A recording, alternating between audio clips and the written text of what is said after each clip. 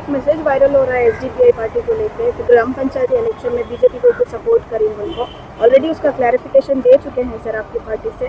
हम चाहते हैं कि यहाँ लोकल में आप इसका क्लैरिफाई। देखिए, जो लोग एसडीपीआई को बेहतर तरीके से जानते हैं उनको कोई डाउट नहीं, क्योंकि social democratic party of India जो आइडियोलॉजी है, किसी हालात से भी हम सर कटाएंगे, मगर बीजेपी, आरएसएस, बजरंग दल, योजू संघ परिवार के साथ हम कॉम्प्रोमाइज नहीं करेंगे। कोई बात नहीं, ना उनको सपोर्ट करने का ना हमारा सपोर्ट लेने का कोई बात ही नहीं है।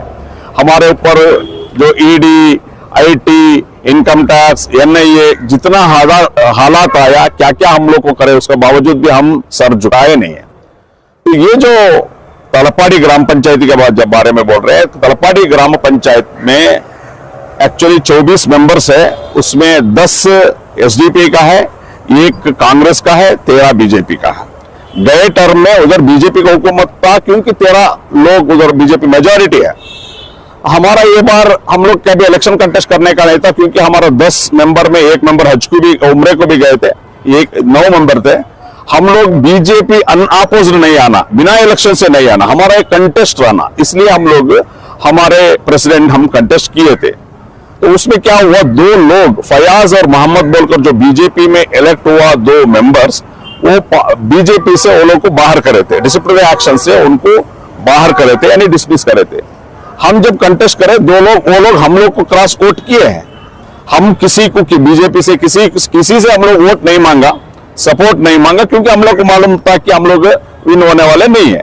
तो 2 वोट आया तो इक्वल आया, बीजेपी को 11 आया, हम लोग को 11 आया, तो इक्वल आया। तो इलेक्शन ऑफिसर लॉटरी उठाते हैं, टॉस करते हैं, तो उसमें एसडीपीआई को हमारे टी इस्माइल साहब प्रेसिडेंट होकर इलेक्ट हुए।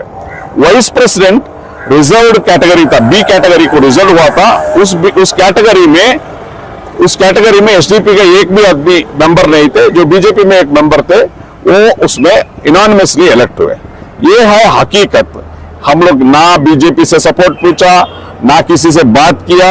हम लोग जो कंटेस्ट करे, वो लोग जो बीजेपी से नाराज थे, जो मुस्लिम कैंडिडेट है, और वो एक मुस्लिम प्रेसिडेंट बन रहा है, जो ऑपोजिट में जो कैंडिडेट था बीजेपी का, सत्यराज बोलकर, बहुत कट्टर आरएसएस का था, वो नहीं आना था, इसलिए वो लोग क्या किए, इधर वोट किए।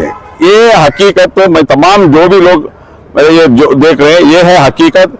एसडीपीआई कभी भी कोई भी मुश्किल आए, क्या भी प्रॉब्लम आए, तो हम लोग बीजेपी के साथ कॉम्प्रोमाइज करने का तो क्वेश्चन ही नहीं।